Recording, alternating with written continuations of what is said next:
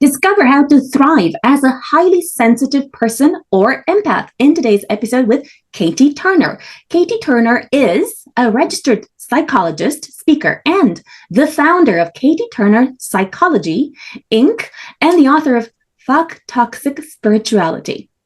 Avoiding red flags and navigating the spiritual path with integrity. So, Katie, please tell us, how can entrepreneurs embrace the fact that they are a highly sensitive person or empath and use it to thrive?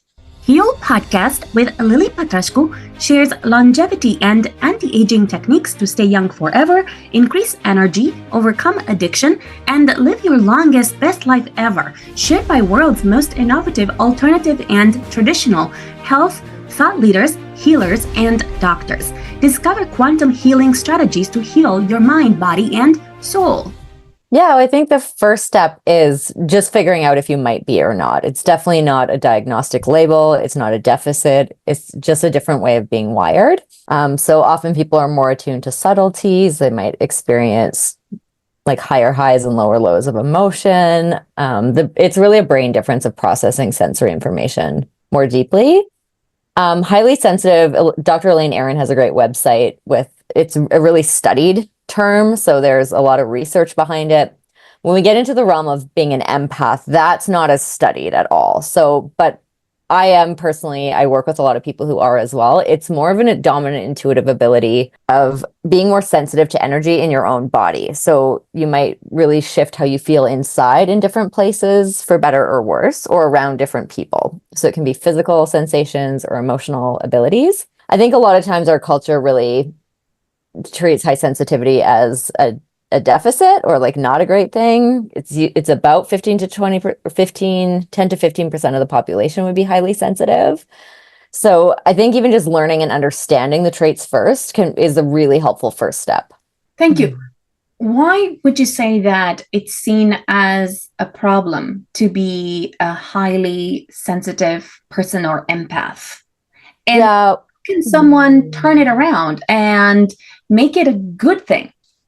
Yeah, I think it can be a really great thing. I think our culture, it's good to have highly sensitive people and empathic people. We tend to be more caring, more connected, more concerned about the environment and causes, have deeper empathy for suffering. That's a double-edged sword. Sometimes we can take on too much or get overwhelmed. In the entrepreneurial space, knowing your nervous system, you need to know how your nervous system's wired to kind of avoid burnout and do the things in the way that are going to work best for you. So following kind of traditional extroverted, non-sensitive advice is likely going to leave people very prone to burning out or doing way too much and overwhelming themselves versus understanding, here's how your nervous system is wired, here's how to help take care of it better. Like you can be pretty productive, and many people who are highly sensitive are really good at connecting with people, are more intuitive, but the introversion rates are higher. They may not be able to work and market or network in the same way without really cost to their own personal energy. Thank you. Tell us more about the negatives of being a highly sensitive person or empath, and how can the highly sensitive people or empaths overcome that, like make the most of it? Well, a lot of the overwhelm stuff is our nervous systems process sensory information more deeply. So there is more prone to going into fight, flight, freeze, or overwhelm state. So there can be a higher risk of burnout or more struggles with boundaries of like saying no to things, not feeling guilty, focusing on what you need to. And a lot of times, many people growing up get messages of like, well, why are you so sensitive? Or just don't be so sensitive. Like it's a deficit, or you should have a thicker skin kind of pieces. Versus how do we actually allow ourselves to feel our emotions, move through those in safe ways, but maybe keep them separate from professional or other places where it's not spilling over in places where it's not helping. Yeah. Thank you. Now, I remember from a really young age, I've always been very emotional. And I've always thought it's just down to being called a name that actually means tears. And I did find that it was very hard to control my emotions. So much so that perhaps people would laugh at me over it. Yeah. And also, I think that it was hard to be a person like that. Like, it was Mm. just hard to cope with it, because it's like you have I know some experiences where you have to be strong, where you have to, like, Mhm. stand up for yourself, or and sometimes very silly things happen, like, someone took my pencil and I'm crying. Why? Like, it's the silliest Mhm. thing. And I really wished that I could figure out how someone like Donald Trump, Mhm. could face so much backlash, and could face so Mhm. much anger, and so many, write-ups, and even so many assaults, and so many different things that people have wanted to do to him, and still come out winning. How Mhm. can a highly sensitive empath or a person do that? Like, what kind of armor do we need to build to be able to cope Yeah. against I criticism? think it's almost more about almost different strategies, and it's an ongoing process for people, but it's often about how do we build, rather than armor, I almost like using the metaphor of like a cell membrane or something, where there's like a semi-permeable barrier, but we can still connect, because the goal isn't necessarily to be so shut down that we don't care about how we're impacting anyone. Like, that's not a healthy way to be in relationships. It can be signs of other pathology, like not for many sensitive, connected, empathic people. Like, we don't want to be someone who's like doing horrible things to people and not caring at all. But the middle ground is more of like, okay, whose feedback do we take in? Are we living in accordance with our own higher values? Are we trying to treat people with respect, kindness, like show up in the way we want to in the world, but not take on unnecessary guilt? Examples might be if you have to say no to something or set a boundary, you do it really kindly, but the person's upset with you. It's like, you haven't really done anything wrong. But many sensitive or empathic people are too, like, we can take on things too much or feel too guilty or bad about really wanting everyone to be happy. We can be more prone to kind of people pleasing or perfectionism. So I think the antidote isn't the other side of the spectrum. That's not really where we want to go as a culture, society, but it's more of how do we be kind of in our own personal power and living in a way we want to, showing traits that of those we respect, or mentors that you're like, they're a good leader, they're very strong, but they're also kind, they're fair. Thank you. So, what can highly sensitive empaths do to kind of build a certain, okay, if not armor, a certain membrane Mhm. that Yeah. can, let's say, how can I become like a Donald Trump, in the sense of not being like a mean person, Mhm. and not caring about other people, but I'm saying like a person that is able to Mhm. withstand huge Mhm. amounts of pressure, Yeah.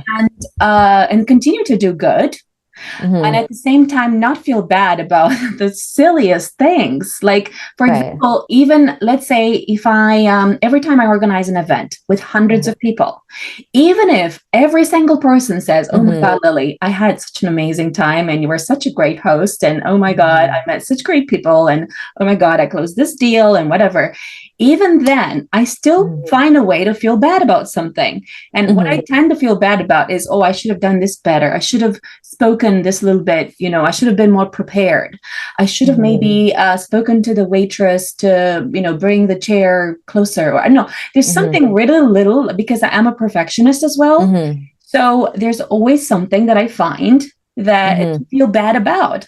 And I wonder Mhm. whether these people that are succeeding at such a high level, do they find a Mhm. way to stop caring about the little things, and to kind of like focus on the big things? And how do they even have the courage, and how Mhm. do they even find it within themselves not to care about the millions of Mhm. critics? Yeah, well, I think there's a couple things that may jump around a little bit around it too, where I think it's a common misconception in a lot of highly sensitive, empathic people. This is the majority of my practice. It's a journey I've been on as well. I think we can have this goal of like, I don't want to care at all, or I don't want it to bother me. And there may be some level of it always bothering a little bit, or some piece of like, is this taking in? I'm more concerned where those fears actually stop people from getting out there. Like Brene Brown's work of like, are you in the arena? Are you getting stuff from the cheap seats in the arena? When we're expanding our comfort zone, there's a level of feeling the fear and doing it anyway, and it's uncomfortable. And so I don't want to feed into the myth or misconception of like, once you're kind of strong enough and none of this bothers you, then you go out and do it. It's like, no, you go out and do it enough and it's going to get easier. The other sides of it too, I think, are a lot of times for highly sensitive and empathic people, understanding our nervous system can help set ourselves up for success. So if we often need more recharge time, we can get more sensory stimulated. So we may not do well if we're going like straight from work, flying to an event, hosting a conference, going right back in. We're not likely not going to perform at our best. So we may need like quiet time in our hotel room. We may need to do a keynote or do something and then have some downtime and recharge time and then come back where we are recharged. So there's learning to work with our nervous system so that we can do our best. I also find a lot of the work I do is also depth therapy related. So a lot of it can also go back to childhood, or a lot of highly sensitive people were often good, anxious kids who were very aware of everything that was going on for adults and didn't have the developmental capacity, didn't have parents. It was a different time period, different generation of parenting. Like sometimes there's like, oh, why didn't you got 90? Why didn't you get 100? Or why weren't you number one in the class? Like well-meaning, but you don't need to do that to anxious internalizers. Like they just get more perfectionistic and paralyzed. So sometimes there's more about like therapy can be really beneficial, or inner child work, learning to speak to ourselves the way we would speak to a friend, because we're usually like, if it was a friend, a colleague, we would be cheering them on. If they were talking about this one person out of thousands who had a complaint, we'd be like, what are you talking about? That was amazing. Like there's always going to be, you can never make everybody happy. It's just impossible. So sometimes really working with our own internal self-talk, having good support so we can debrief. It's really a process over time. And I think it's great definitely to give yourself a lot of credit that if you're still able to do these events, like it's there, but it's not getting in the way of living your purpose too. Thank you. Is it a good idea to create some sort of alter ego? And the reason I ask is because I think I heard or saw written that Beyonce has an alter ego called Sasha Fierce. Okay. And she uses this alter ego when she goes on stage. And that's the alter ego that kind of she shows to the world. And that's the empowered, sexy, attractive woman that you feel like so uplifted by when you see her on stage, and how amazing she is in terms of being able to visually stimulate 100,000 people and keep them actively interested in the show. And I think that's a big skill to have. So I forgot my question now. Yeah, like having an alter ego. I think it would really depend on your industry and how that fits with, because I could see that for performers or entertainers, like actors, if you're like, this is my stage presence and my personal life is very separate from this, that would make a lot of sense. For many kind of regular people, I don't know if like full on alter ego would necessarily be helpful, because part of kind of a healthy integrated personality is like if someone from your family sees you in another place, like we all have different sides of ourselves, like our professional self, friend self. But if they're completely different people, like that can be almost a concern. So it's like they might see our work self and be like, wow, like I never saw you crush it at work like that. But it's like, but it's still you. So sometimes it may be more of like, what's your ideal version of this? Like I'll often use future self for people, of like, what's your future career self in 5 or 10 years? Like how can you start embodying that? How can you start developing into those traits and growing and stretching in those ways? Yeah. Thank you. Are there any, particular empowering beliefs or any habits or routines or processes or apps that can be used in order to kind of like strengthen I don't know if you can say strengthen the personality of a highly sensitive empath to be able to cope with intensely strenuous situations over the long term? And I'm saying, for example, let's say I organize these kind of events all of the time, and they do take a toll on me in the sense of like, I love meeting people. I love helping people. But I find in every event an opportunity to shame myself for what I haven't done or what I have done differently versus what I had pictured in my mind. And it just feels inescapable at the moment. Like, I don't know how I would come out of that. Yeah, I think, well, depending on, there's going to be different pathways for different people. So I'll give a few ideas. There's no one thing that's going to work for everyone. With the highly sensitive piece, I think when you know more about your nervous system and how to set yourself up for success, often with there it is like, how do I schedule this? Because we can do really intense things for certain periods, but we may need more recovery time in between. So usually if it's highly sensitive nervous system, I wouldn't recommend operating at your highest level consistently throughout the year, or you're likely going to burn out. there may need like a big launch and then like a longer period of rest than the perfectionist or overachiever may want to do, so that you actually can do your best at those times. Working with highly sensitive clients, I mean, I think sometimes there is consideration of the goals to be like, is the intensity of this worth it for me? And that's a very individual question to say, like, how many of these do I want to do? Do I have to do it this way all the time? Like, do I do a certain number of live, a certain number of online? Do I maybe just speak at a few where I don't have to organize it? Or can I like outsource this part of it? So I think those are all strategy questions to kind of consider as well, to see like what's the parts that really like lift someone up and are helpful, and what are the parts where it's too much, or maybe isn't worth the trade-off for someone. Because sometimes it is that like saying yes to everything, or like just because we can do it doesn't necessarily mean we should, or it may not be best for us. And I think the other side is oh sorry, I forgot the one piece you said, like going down into like feeling like something was missing, or This feels inescapable. yeah.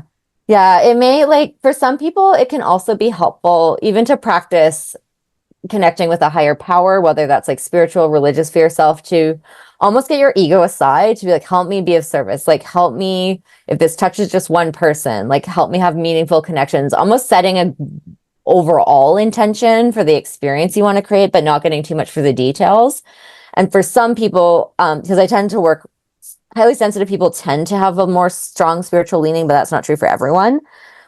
Sometimes that just getting the ego out of the way and being like, help me be of service, like help this reach whoever I want to, and try to like park the rational mind ego, the results based, the entrepreneur number part, like almost park that in a parking lot for the event or for later. Have a scheduled time at some point to be like, I'll review like what went well, what didn't go well, this, like do that with trusted people or with a trusted coach, so that I'm not getting as stuck in like just feeling like a failure. Because I think sometimes if it is like a subconscious or like a childhood or deeper part, we'll often do all this stuff trying to make that feeling go away versus like working with the root of the feeling, because there's some external results that'll never fill that for us. Like I've worked with multimillionaires who like they're still never satisfied. Like their target just keeps moving. Thank you. Are there any other habits or apps or processes that highly sensitive people or empaths should use to really like make the most of what they have?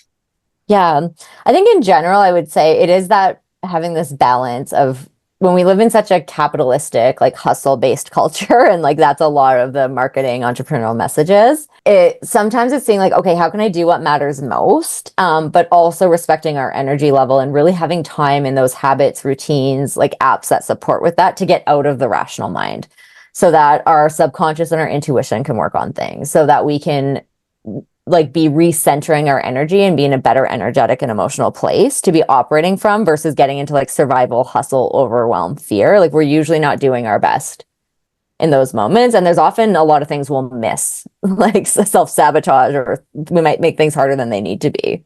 Thank you. Is there any way to leverage the qualities, the strengths of being a highly sensitive empath or person in a way that you're focusing only in business on those particular things that bring you joy? And if yes, what are the kind of activities or professions that suit a highly sensitive empath best, so that they don't get overwhelmed and burnout over the long term?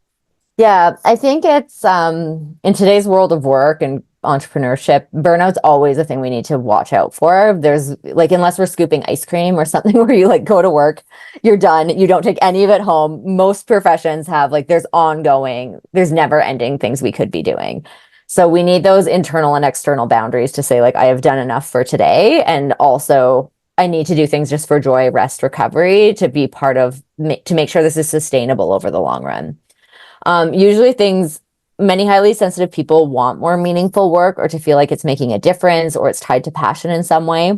There is also people whose profession or work feels like their calling, or it's a sense of passion for them, are at higher risk of burnout too, because we can get so all consumed by it. Like we enjoy it so much, we don't realize like when it's becoming too much and it's the only neural circuit we're using. So I think, having other activities, having things that are just for fun, like hobbies that aren't meant to create a side hustle with, like doing things, creative things, all of that can be very helpful.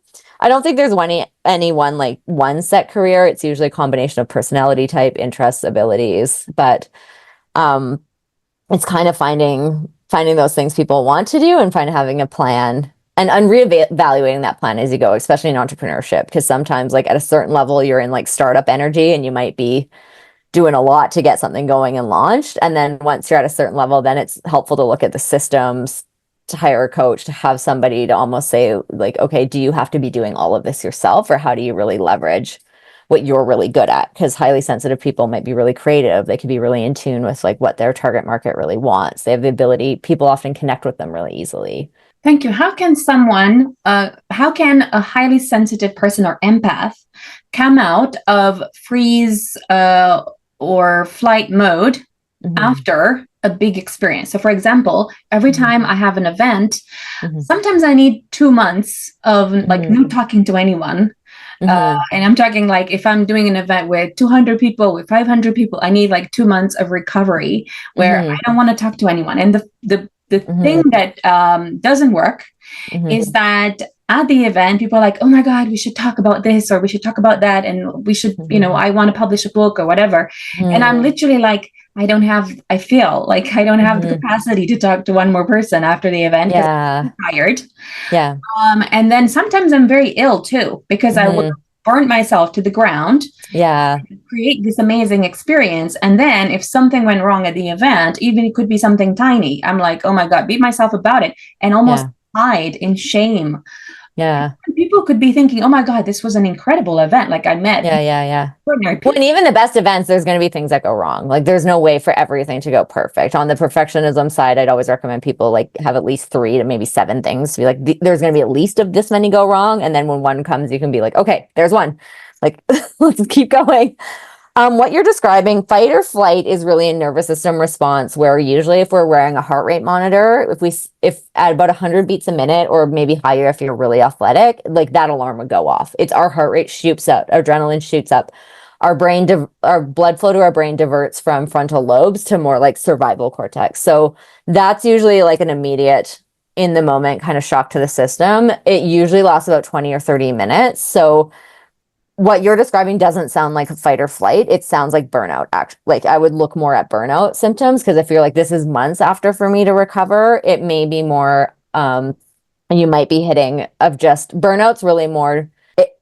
There isn't a diagnosis for it in the DSM, but the World Health Organization does recognize it. There's some really good books and resources out there. But a lot of the like perfectionistic, highly sensitive, like hard time saying no, work really hard, over functioning, like make people more prone to burnout.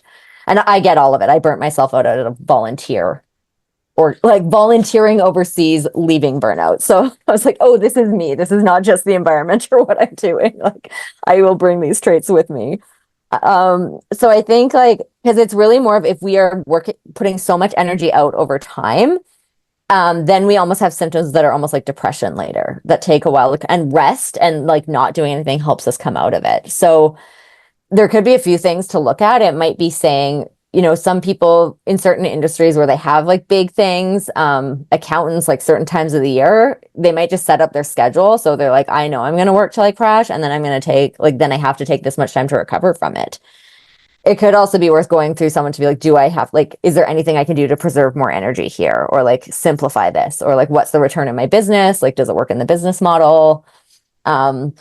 Yeah, because then it's more about burnout prevention. And there's a few things with that. A lot of it is we have to work on the internal factors that drive it for ourselves and be like, can I get better at pacing myself? People tend to have 2 ways of coping in like stressful circumstances, and it's not a choice. It seems to just be how we're wired. We usually did it since childhood. We can be like an overfunctioner who's like, oh, there's all these things to do. Like, let me jump in and I got the list. And can you do this? Wait, I'm going to do that because I will do it better than you will do it. And overfunctioners will work. Like we won't notice that we need a break until we are so far past needing a break. I almost would compare it to like if our car came with a gas light that went off when we had 2 minutes to get to a gas station before we ran out of gas. Like that would be the stupidest thing on a car, because you'd just be running out on the highway all the time or like in panic mode. But overfunctioners, it's like we actually have to take breaks before we feel that we need it, because once we realize we need it, we're really far gone already.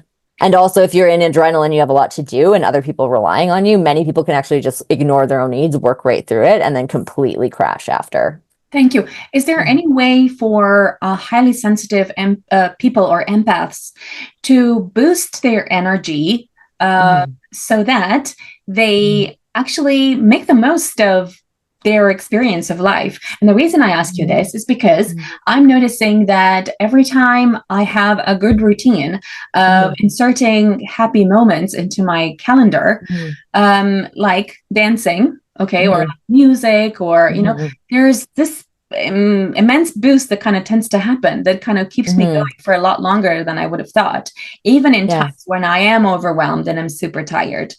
And it helps me to cope with stressful moments, such as, you know, dealing with large groups. For sure. Yeah, I'd say it's both, because overfunctioners, perfectionists usually actually want like a hack to be like, how do I just do more? And I'm always worried about only focusing on that, because I'm like, I don't want to set anyone up for like a really bad crash later. So like yes and no. I think there are certain, if we think about it like a gas in a car, it's pretty neutral. You're not mad at the car because it like used up all the gas. You're like, you have to keep putting it in, or of course it's going to run out. But we will treat our own bodies and mental health like we can just keep overriding it. And that's true to a point. But at some point, whether it's months or decades down the line, eventually the body or mental health will shut it down if it is not getting enough back in. And then people can feel like a personal failure with that, where it's like, no, this was not sustainable over time, ever. So all the basic health things, I mean, like, I think meditation or like some kind of quiet, like recharge time, good sleep, good nutrition, exercise, like treating emotional, physical, mental health is all very helpful. It's like that can help us optimize us at our best, but there's still going to be kind of a peak performance level that if we do too much, then we're going to start seeing some other symptoms creep up. Thank you. Tell us where entrepreneurs can find you and your offerings. Yeah, so I'm at katieturnerpsychology.ca or katieturnerpsychology.com. Thank you. Follow me for more interviews with world's most innovative health change makers to live your healthiest life ever.